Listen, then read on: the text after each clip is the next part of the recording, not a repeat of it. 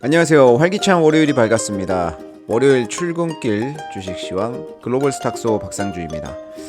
오늘은 제가 목소리가 조금 이상할 수 있어요. 저희가 이제 저희 어머니께서 이제 칠순잔치를 하셔가지고 오늘 또 노래를 제가 했습니다. 이게 웃긴 게 코로나를 걸리고 나서 이렇게 된 건지 모르겠는데 많이 부른 것도 아니에요. 높이 올라가는 거는 하나 정도 부른 것 같은데 목이 쉬었어요.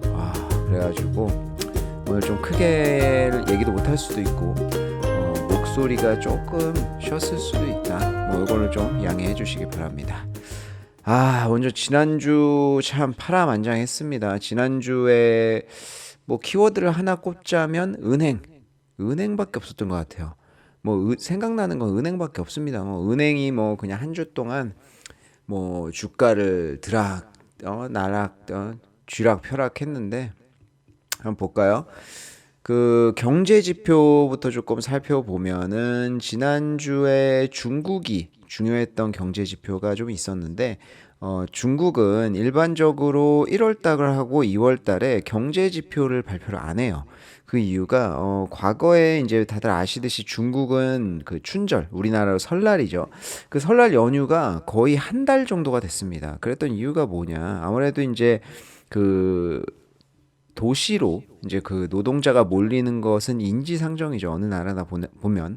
근데 이제 중국도 마찬가지로 과거부터 그런 현상이 굉장히 크다 보니까 땅덩어리가 엄청 크잖아요. 그래서 이제 대부분 설날 때 요럴 때 아니면은 가정으로 돌아가기가 힘들다. 근데 땅이 너무 넓다 보니까 이게 한 달씩 걸리는 거예요. 근데 지금은 사실은 좀 많이 변했죠. 왜냐하면 과거에 이게 이제 기차, 굉장히 완행 열차죠. 어찌 보면은 요런 거 타고 다닐 때는 집까지 몇십 시간씩 걸리고 했는데 지금은 고속 열차 뚫리고 비행기 타고 하다 보니까 조금은 다른 얘기가 됐다. 하지만 그래도 여전히 한국보다는 길게 쉽니다. 그렇다 보니까 이제 춘절이 1월이나 2월에 있죠. 그래서 이게 아무래도 춘절이 낀 달 같은 경우에는 경제 지표가 좀 왜곡되는 현상들이 있어요. 그러다 보니까 1월하고 2월은 합산 경제 지표로 해서 3월 달에 발표를 합니다. 이게 지난주에 발표가 됐고요. 이번에는 왜 중요했느냐? 아무래도 이제 코로나 사태가 작년 제로 코로나를 푼 게 작년 10월인가 11월인가 했었죠. 갑자기 제로 코로나 정책을 풀면서 이제 경제가 많이 살아나는 것 같다라는 느낌은 있었는데 실질적으로 이게 숫자로 얼마나 찍히고 있느냐 요거에 대해서는 저희가 좀 몰랐단 말이에요. 근데 그게 이제 직접적으로 나온 지표이기 때문에 중국 입장에 있어서는 좀 중요했다. 네 가지 정도가 있었는데요. 1월, 2월 합산해가지고 산업 생산이 어떻게 되고 있는지, 요게 실제는 2.4% 나왔고요. 예상치가 2.6%였는데, 거기에는 조금 미치지 못하는, 하지만 전월치가 1.3%니까 전월치보다는 상당히 많이 올랐다. 그리고 소매 판매 같은 경우는 이제 3.5% 나왔거든요. 근데 예상치가 3.5%니까 딱 부합했다 이렇게 볼 수 있고요. 전월치가 마이너스 1.8%였어요. 그렇다 보니까 요거는 아무래도 이제 그 춘절 지나고 코로나 확산기도 조금 마무리되면서 많이 괜찮아졌다라는 것을 좀 볼 수 있었던 거고요. 그리고 고정자산 투자 같은 경우가 5.5% 상승을 했는데요. 요게 예상치가 4.4%였어요. 그리고 전월치가 5.1%니까 상당히 좋았다. 얘네 인프라라든지 고정자산 투자 많이 하는구나. 요거를 조금 확인할 수 있는 거였어요. 그리고 실업률은 5.6%로 전월치 5.5%보다 조금 높게 나오기는 했는데요. 그렇다고 해도 지표가 전반적으로 나쁘지는 않았던 것 같다. 좀 괜찮은 지표였었다. 이렇게 좀 볼 수 있을 것 같고요. 다음 미국이 중요한 지표가 몇 가지 있었죠. 일단은 물가 상승률이 있었습니다. 지금 다 괜찮게 나왔으니까 별로 기억이 안 나실 수는 있는데 항상 지금까지는 중요했었죠. 그래서 좀 살펴보면은 핵심 물가 상승률 같은 경우에는 5.5% 나왔습니다. 예상치에 부합했고요. 전월치가 5.6%니까 역시 그 핵심 물가 상승률 같은 경우에도 하락했다. 그리고 인플레이션율 같은 경우에는 전반적으로 6% 나왔는데 이것도 역시 예상치 부합했고요. 전월치 6.4%를 떨어졌다. 그 대비. 그리고 생산자 물가 지수 같은 경우에도 마이너스 0.1% 나왔습니다. 예상치가 마이너스 0.3%였거든요. 그러니까 예상치 대비해서도 상당히 잘 나왔다. 상당히 많이 떨어졌다라는 것을 볼 수가 있어서 물가 상승 자체는 확실히 조금 안정이 돼가고 있는 것 같아요. 그래서 좋은 결과인 것 같고요. 그리고 소비 지표 같은 경우에는 월간 소매 판매가 마이너스 0.4%, 예상치가 마이너스 0.3%였는데 그거보다도 조금 안 나왔다. 그리고 전월치는 3.2%였습니다. 그리고 미시건대 소비자 신뢰지수 예상 같은 경우다 67 정도 예상을 하고 있고요. 전월치가 67 정도였었는데, 그리고 이제 고용 지표 같은 경우는 주간 신규 실업 수당 청구 건수가 19.2만 건, 19만 2천 건, 19만 2천 건이 나왔죠. 예상치가 20만 5천 건이었는데 이게 또 예상보다 강하게 나오기는 했어요. 근데 시장에 미치는 영향은 지난주에는 그렇게까지 크지는 않았습니다. 왜냐하면 워낙 지난주에는 은행이 좀 이슈가 많이 되다 보니까 크게 이슈가 되지는 못했었던 것 같아요. 근데 이게 되게 아이러니한 게 생산자 물가 지수라든지 소매 판매가 좀 생산자 물가는 더 떨어졌고, 그리고 소매 판매 같은 경우에는 더 안 좋게 나왔고, 근데 요게 두 개가 같은 날 발표가 됐거든요. 사실은 근데 그 당시 호재라고 했었죠. 이게 되게 저는 이거를 호재라고 이야기를 하면서 혼자 스스로 좀 아이러니하다 이렇게 느꼈었던 게 뭐가 있냐면, 지금 저희가 경기 침체에 대해서 우려를 하고 있지만 이게 지금 실질적으로 소비가 조금 안 좋고 뭔가 경기 침체가 진짜 올 것 같아라는 얘기가 나오는 게 증시에는 호재예요. 그래야 지금 뭐 피보시든 뭐든 될 거니까. 그래서 좀 아이러니한데 요런 시기가 이제 그 때때로 좀 있습니다. 그래서 지금은 그런 시기라서 그렇게 좀 지켜봐야 될 것 같다라고 볼 수가 있을 것 같아요. 지난주 사실 뭐 하면 기억나는 거 다들 은행밖에 좀 없으실 것 같은데, 이게 월요일 날그 SVB 그 실리콘밸리 뱅크죠. 요 이제 SVB 은행이 지금 파산 관련돼 가지고 이야기들이 막 나오면서 이제 금요일 날, 사실은 지지난주 금요일 날 영향을 많이 줬었는데 주말에 급하게 이제 연준에서 막 이야기를 내놨었죠. 만약에 문제가 된다고 하면은 우리가 지원을 하겠다라든지 뭐 이런 얘기들을 좀 했었습니다. 그래서 야, 주말에 할 정도로 굉장히 급했구나 이런 거 얘기를 조금 저희가 생각해 볼 수 있었는데, 좀 안정이 되는 것 같다가도 이제 화요일이었죠. 화요일 날 이제 그 퍼스트 리퍼블릭이라고 하는 샌프란시스코에 있는 지방은행이 또 갑자기 이제 투자자들이 우려를 시작하면서 주가가 많이 떨어졌어요. 많이 떨어진 게 뭐 거의 60%씩 떨어졌습니다. 이게 특이한 게 은행 관련 이슈만 있으면 60%씩 떨어지더라고요. 그래서 그때 이제 퍼스트 리퍼블릭도 60% 하락을 했었고요. 근데 여기서 좀 특이했었던 것은 퍼스트 리퍼블릭 같은 경우에는 그 SVB처럼 뭐 하나에 특화되어 있는 고객을 보유하고 있는 은행이 아니었어요. 이게 굉장히 사업이 다각화되어 있었던 데이기도 했고요.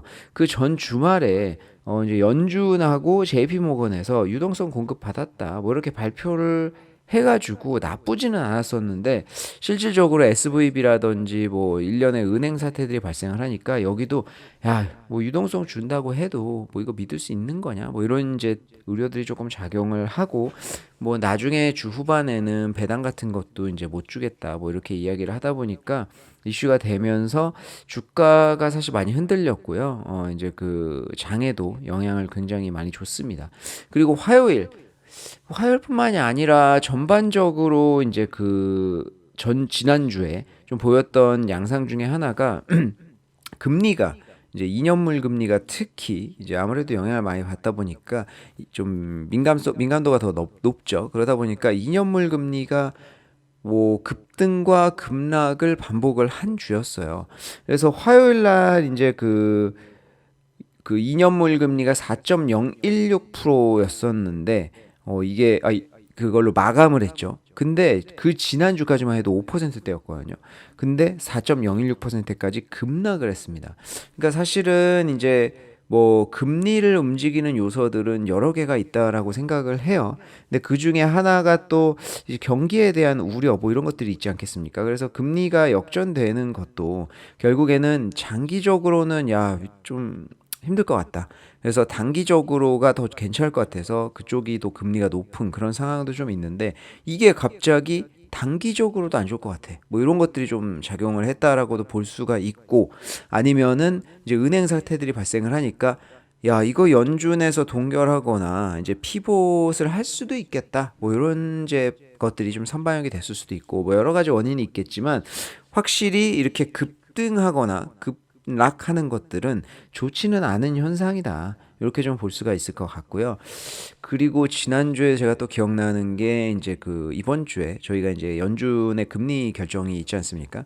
근데 지난주에 이제 그 페드와치라고 이게 CME 그룹에서 이제 트레이더들을 상대로 이제 조사를 설문조사 같은 거 하는 그런 결과인데 3월 22일 연준에서 금리를 얼마나 인상할 것 같아요라고 이제 그 설문조사를 하는 게 있습니다. 그래서 요거가 이제 트레이더들이 이 정도로 생각하고 있구나라고 가늠할 수 있는 굉장히 좋은 지표 중에 하나인데 그 지지난주 목요일쯤에 제가 이제 찾아봤을 때는 야, 3월 인준에서 무조건 50bp지. 50bp 정도는 인상할 거야 라고 하는 그게 한 77% 정도 답변이 됐었습니다. 근데 이제 화요일쯤에 제가 봤을 때는 이제 이게 확 떨어져 가지고 50bp는 안 할 것 같아. 완전히 0%로 왔고요.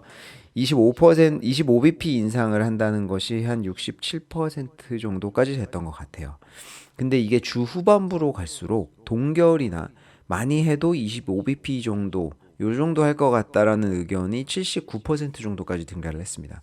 그래서 실질적으로 이제 지난주에 은행이 뭐 터지고 이게 주 후반부로 갈수록 뭐 SVB가 조금 마무리되는 것 같다가도 그래서 제가 기억하기로 화요일이었던가요? 이제 장이 수요일이었던가 장이 조금 마무리가 좀 되는 것 같아가지고 확 또 장이 급등을 하고 이렇게 했었거든요.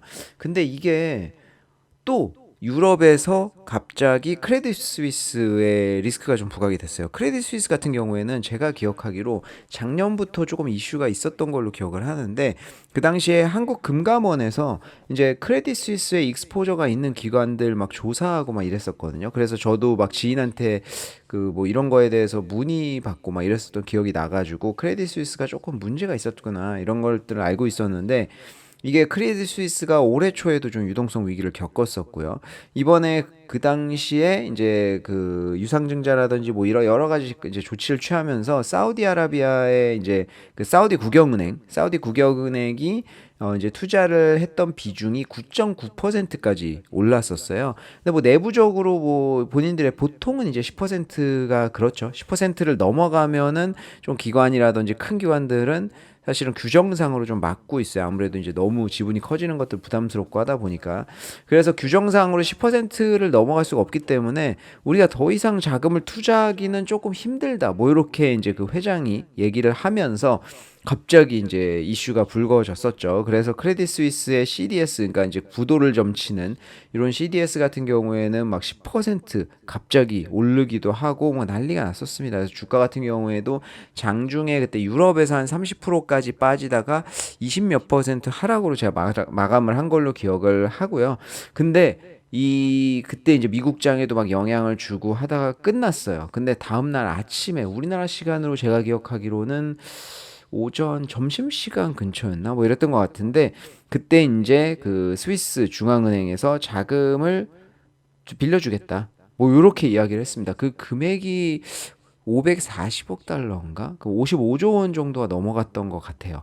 그게 나오면서 이제 조금 긍정적인 영향을 줬죠, 장에. 근데 저희가 여기에서 조금 지켜봐야 될 것은 연준도 이제 SVB 사태 때 주말에 급하게 성명 내놨고요.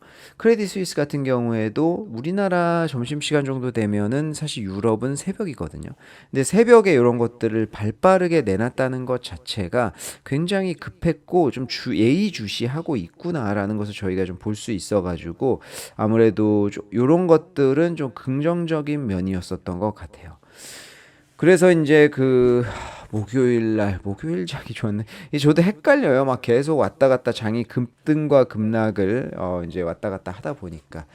그래서 제가 기억하기로 또 목요일 밤인가 장이 이제 많이 떨어지고 시작을 했었습니다. 근데 그 당시에 퍼스트 리퍼블릭의 그 미국의 11개 대형 은행이 이제 자금을 투입을 하겠다. 그게 무려 300억 달러 정도가 되니까 30조 원이 넘어가는 금액이었어요. 그래서 요 금액을 이제 각각 부담을 하는데 요 11개 주요 은행이 뭐 여러 개가 있지만 가장 많은 금액씩을 넣은 그런 은행을 보면은 뱅크 오브 아메리카, 웰스파고, 시티, JP 모건 여기에서 각각 50억 달러씩 넣었고요.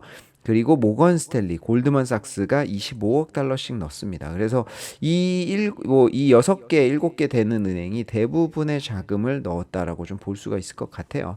그래서 이게 본인들이 스스로 야, 이거 그 지방은행 사태가 좀 퍼지는 것 같으니까 우리가 좀 선제적으로 나서서 이걸 좀 막아보자. 이런 움직임일 수도 있지만 제가 봤을 때는 아마 정부에서 좀 압박이 있지 않았나. 그런 거 보면 지금 정부에서는 금리 인상을 하는 것 자체가 지금 또 지난주가 금리 인상을 시작한 지 1주년이었어요. 그래서 이제 1년 동안 금리 인상을 꽤 상당 기간을 해서 4.75%까지 올려놨고 인플레이션율 같은 경우에는 이제 최고치 작년 찍었을 때 8.5%인가 그랬거든요. 요게 이제 6%까지 내려왔으니까 많이 이제 낮추기는 했는데 금리가 지금 많이 올라가 있으니까 정부 입장에서는 요게 조금 예민한 것 같아요. 이게 지금 어디에서 어떤 방식으로 터질지 이런 거에 대해서는 사실 가늠하기가 힘든 상황이기 때문에 그거에 대해서 지금 요번 조치가 빨랐던 거를 통해서 아 되게 예의주시하고 있구나 항상 이런 것들을 좀 볼 수 있을 것 같고 그리고 모르겠습니다. 연준에서 지금 이번 주에 있는 연준 굉장히 중요하죠. 왜냐하면 아무래도 이제 금리 인상을 어떻게 할 것인가? 요거에 대해서 변곡점에 좀 있는 시기라는 생각이 드는 게 1년을 했는데 결과는 지금 이렇게 됐고요. 그리고 아직까지도 연준에서 목표치는 2%를 이야기를 하고 있습니다. 근데 제 개인적인 생각으로 지금 중국도 이제 그렇고 뭐 러시아도 그렇고 탈세계화가 굉장히 심해지는 그런 시기잖아요. 근데 이런 시기에 과연 인플레이션을 과거처럼 2%로 낮출 수 있을까에 대한 의구심이 좀 있어요. 왜냐하면 과거에 미국인들도 마찬가지고 전 세계에 우리가 이제 중국의 값싼 노동력으로 만드는 제품, 즉 값싼 노동력을 쓰기 때문에 제품 가격 자체가 상당히 싼 이런 이제 제품들을 저희가 썼었단 말이에요. 그러니까 인플레이션이라는 게 결국 이렇게 가격이 공급이 계속 싼 상태에서는 인플레이션 발생하기가 쉽지가 않았었다. 근데 이게 지금 뭐 탈세계화 결국에는 이제 다 각자 도생으로 좀 가는 이런 분위기가 된다고 하면은 사실 물건은 그 동맹국들 사이에서만 돌고 만드는 국가들도 마찬가지이기 때문에 이게 과거처럼 싼 물건을 대기가 쉽지가 않다. 그래서 제 생각에는 이 인플레이션 목표치 2%가 상당히 좀 뭐 비현실적이라고 보기는 힘들지만 좀 그래도 힘든 수치 아니냐 뭐 이런 생각이 좀 개인적으로 좀 있어가지고 어떻게 될지 이번 주에 좀 지켜봐야 되겠지만 확실히 변곡점에 좀 있기는 하다 이런 생각이 듭니다. 그리고 이제 그 은행들 같은 경우에 지금 작년부터 저 SVB 사태로 저희가 좀 알 수 있는 것도 이제 스타트업이 작년부터 힘들다는 이야기는 여기저기서 많이 나왔었잖아요. 이게 아무래도 이제 그 다들 경기 침체를 뭐 걱정하다 보니까 우리 개인이랑 똑같죠. 우리도 만약에 이제 뭐 학원 같은 것도 다니고 뭐 자기 개발을 위해서도 투자를 하고 자금의 여유가 좀 있을 때는 이런 것들을 할 텐데 지금 자금이 내년에 당장 지금 나 회사를 잘릴지도 모른다는 어떤 그런 두려움이 들고 대비를 해야겠다는 생각이 들면 가장 먼저 줄이는 것은 뭐 사치품도 있겠고 이런 자기 개발이라든지 지금 당장 하지 않아도 죽지 않을 것 같은 것들은 끊을 수밖에 없거든요. 근데 기업도 작년에 다 이제 경기 침체라든지 이런 것들을 예상하다 보니까 사실 투자라든지 이런 쪽은 상당히 소극적으로 진행이 됐었겠죠. 특히 R&D 부분 같은 거. 근데 이제 스타트업이 뭐 그냥 벤처 캐피탈에서 투자를 하기도 하고 여러 투자자가 있기는 하지만 그 R&D의 일환으로서 스타트업에 투자하는 비중도 상당히 커요. 왜냐하면 이제 그 본인들이 기술을 직접 개발을 하는 것보다 이 스타트업에 투자를 해가지고 잘 크고 있을 때 인수를 해서 본인들의 기술화시키는 이런 방식도 굉장히 좋은 방식으로 이제 사용이 되기 때문에 그런 비중도 상당히 높았다라는 것이죠. 근데 이게 작년부터 끊기기 시작을 하니까 스타트업에 이제 돈이 더 이상 안 들어오는 이런 상황들이 발생을 했고요. 그게 지금 결국에는 SVB, 스타트업 회사를 대상으로 주로 하는 SVB까지 조금 번졌었다. 이렇게 좀 볼 수 있는 면인데, 지난주에 제가 기억하는 또 하나 저희가 이제 그 주목을 했어야 되는 게 하나가 있어요. 그 버진 오빗이라고, 요게 이제 그 버진 그룹 있잖아요. 그 버진 그룹의 자회사인데, 이게 로켓 발사를 하는 회사예요. 근데 이 회사가 뭐 일시적으로 직원 전원을 일시해고했어요. 그리고 이제 극소수만 남겨놓은 상황인데, 왜냐하면 주요 이유가 그냥 직격적으로 그 자금을 못 조달해서예요. 그러니까 이제 스타트업 같은 경우에는 보통 이제 그 캐시 버닝이라고 해가지고 돈을 계속 태우잖아요. 왜냐하면 투자를 계속 받고, 아무래도 이제 어떤 기술 개발이라든지 이런 것들을 하려면 돈이 추가 자금이 계속 들어가야 되는 어떤 구조적으로 어쩔 수밖에 없는, 이익은 지금 아직 안 나고 결국엔 미래를 보고 하는 거다 보니까 뭐 그런 것들이 좀 있는데, 이게 지금 돈이 안 들어오기 시작을 했다라는 거죠, 결국에. 그래서 지금 보유하고 있는 돈으로는 뭐 어떻게 할 수도 없는 상황이고, 지금 버진 로켓 같은 경우에는 소형 로켓을 발사하는 회사인데, 지금까지 누적 발사 건수가 6건밖에 안 돼요. 그리고 성공률도 60% 정도밖에 안 됩니다. 그러다 보니까 마지막으로 최근에 했던 게, 그러니까 버진 오빗은 또 특이한 게 그 여객선을 쏴가지고 그 항공기에서 로켓을 발사하거든요. 공중에서. 그래서 이게 성공률이 60% 정도 되니까 뭐 6번에서 한 3번 정도 성공했다, 이렇게 좀 볼 수 있을 것 같은데, 마지막으로 했던 게 실패했어요. 이게 궤도에도 도달하지 못하고 추락을 해버렸거든요. 그래서 이제 신뢰도도 좀 많이 떨어지고, 지금같이 이제 그 스타트업에 대한 투자가 조금 타이트해지는 이런 시기에는 자금이 안 들어갔던 거죠. 그래서 이제 지금 보유하고 있는 현금으로도 이제 유지하기가 조금 힘들 것 같다, 이런 결론이 나오면서 지난주에 이제 갑작스럽게 이제 직원을 저는 해고를 했습니다. 그래서 지금 제가 봤을 때는 스타트업 관련돼서 이런 이제 부작용들이 서서히 나오기 시작을 하는 것 같아요. 근데 저희가 여기서 좀 조금 주목할 게, 위기라는 게 저희가 알고 있는 데에서 발생하는 케이스는 사실 굉장히 드물죠. 왜냐하면 저희가 알고 있어요. 미리 이제 저기 1km 앞에서 어떤 사람이 역주행해서 오는 게 보여요. 그럼 당연히 피하겠죠. 그거를 그냥 가서 박을 사람은 없잖아요. 그렇기 때문에 위기 같은 경우에도 지금 우리가 2008년도에 한번 겪었던 이런 은행이라든지 금융권 관련된 위기에 대해서 지금은 요번에 은행이 그 정부가 굉장히 빠르게 대처를 했잖아요. 그것 자체가 보고 있다는 거예요. 2008년도에 이렇게 발생했으니까 또 발생할 가능성이 있지 않냐. 그렇게 발생한다고 하면 우리가 빨리 막자. 그래서 보고 있다라는 건데, 만약에 어디선가 금리 인상의 부작용이 터진다라고 하면, 제 생각에는 저희가 알 수 없는 분야가 좀 아닐까, 이렇게 생각을 하고 있어서, 지금 제가 이런 생각을 하는 게 저뿐만이 아닐 거잖아요. 그렇다 보니까 다들 좀 예민하고 조심하는 시장인 것 같습니다.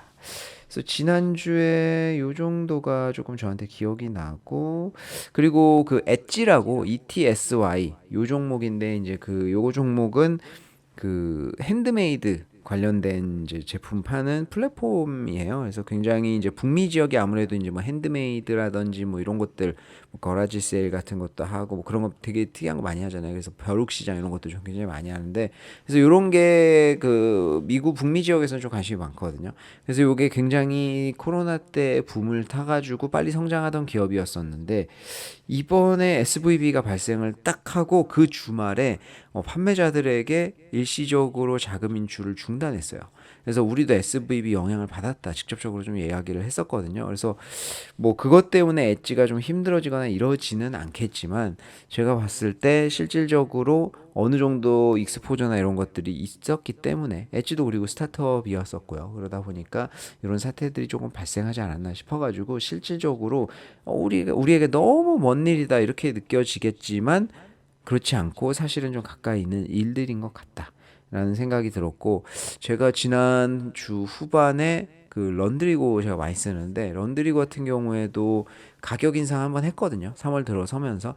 근데 이제 그 수거비는 원래 냈죠. 근데 이제 배송비였나? 그거 둘 중에 하나를 안 냈었는데 그거에 대해서 뭐 상시 할인해 줬었더라고 이야기하더라고요. 몰랐는데. 근데 하여튼 그거를 이제 부과를 하겠다라고 이야기를 했습니다. 그래서 제 생각에는 런드리고도 이제 스타트업 중에 하나인데 조금 자금 조달이나 이런 게 힘든 거 아닌가 이런 생각이 좀 들고요. 그리고 아까 제가 서두에 이제 금리 인하하는 거 말씀드렸었잖아요. 인하를 한다는 게 아니라 이제 그 2년물 금리라는 것들이 급락하고 뭐 이런 것들에 대해서 드렸었는데 이게 그 모기지 금리가 이제 7%를 넘어갔었습니다. 작년 10월에 7% 넘어가다 보니까 실질적으로 수요가 좀 많이 꺾이기 시작을 했었거든요. 그래서 이제 과거에 제가 소개했던 기업 중 하나인 그 DR 홀튼 같은 경우에는 사실 뭐 저가형부터 고가형 주택까지 다 아우르는 그런 기업인데 요 DR 홀튼이 주가가 잘 가다가 올해 들어와서 이제 그 10월부터 이제 작용했던 그런 그 주택 뭐 저기 주택의 가격 인하라든지 뭐 이제 수요 감소라든지 이런 이제 이슈들이 조금 부각이 되면서 주가가 조금 조정을 받았었거든요. 근데 지금 금리가 실질적으로 떨어지고 이제 뭐 갑자기 변동이 세지면서 뭐 일시적으로 떨어진 거일 수도 있지만 모기지 금리 같은 경우에도 좀 영향을 받기 시작을 한 것 같아요. 그래서 이게 디알 홀튼이 갑자기 최근에 좀 주가가 오르기 시작을 했습니다. 그리고 이제 주택 그 개발 기업들의 실적도 조금 잘 나온 영향도 있었는데 개인적으로 이게 7%에서 찍고 내려와서 점점 이제 떨어지는 추세라고 하면은 저는 나쁘지 않은 것 같아요. 디알 홀튼이 뭐 배당률은 뭐 1%대 뭐 그렇게 뭐 높은 건 아니죠. 근데 이제 PER이 뭐 한 6배 정도가 안 되니까 상당히 저평가가 조금 되어 있는 편이기도 하고요. 저도 이제 대출이 있는데 뭐 카드를 쓰거나 뭐 여러 가지 실적 맞추는 조건들 있잖아요. 그거 0.1%, 0.23%뭐 낮춰보겠다고 그런 거 열심히 쓴단 말이에요. 근데 지금 모기지 금리가 이제 그 떨어진다. 이 7% 고점을 찍고 떨어진다. 뭐 1%라도 떨어진다라고 하면은 상당히 느끼는 이제 그 체감하는 그런 차이점은 클 것이다. 그렇기 때문에 수요가 조금은 다시 살아날 수 있지 않을까? 뭐 이런 생각을 하는 편입니다. 그래서 지난주에는 뭐 여러 정도까지가 있었던 것 같아요. 그리고 이번 주에 이제 경제 이슈들을 좀 보면요. 월요일 날 중국 쪽에 이제 그 대출 프라임 금리라고 하는데 그 LPR 금리라고 하거든요. 지난 주말에 주말이 아니죠. 금요일 날이었었죠. 지준율을 갑자기 낮췄어요. 사실 이게 대규모 통화 정책이나 이런 거는 좀 없을 거라고 예상을 했는데 거기에서 또 예상에 벗어나서 이제 지준율 인하를 했습니다. 그렇기 때문에 지금 월요일 날 있는 그 LPR 금리, 대출 프라임 금리도 어떻게 될지 모른다는 생각이 들기는 들어요. 근데 1년물을 굳이 낮출까? 이건 잘 모르겠고요. 5년물은 아마 확실히 낮출 것 같습니다. 왜냐면 5년물이 중국의 부동산 시장이랑 직결돼 있거든요. 근데 중국 부동산이 뭐 사실 최근에 조금 반등하고 있는 추세여서 여기에서 조금 더 밀어줄 필요가 있는 것 같아요.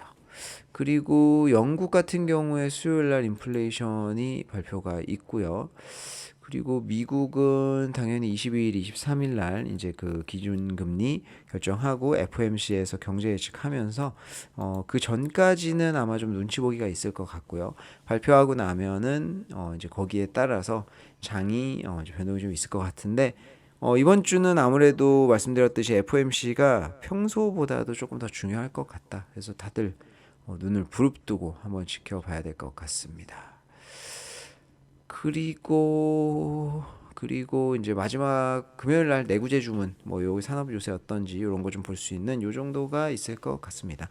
그래서 지난주에는 우리가 생각나는 건 은행밖에 없는 한 주였지만 아마 다들 이제 고생 많이 하셨을 거예요.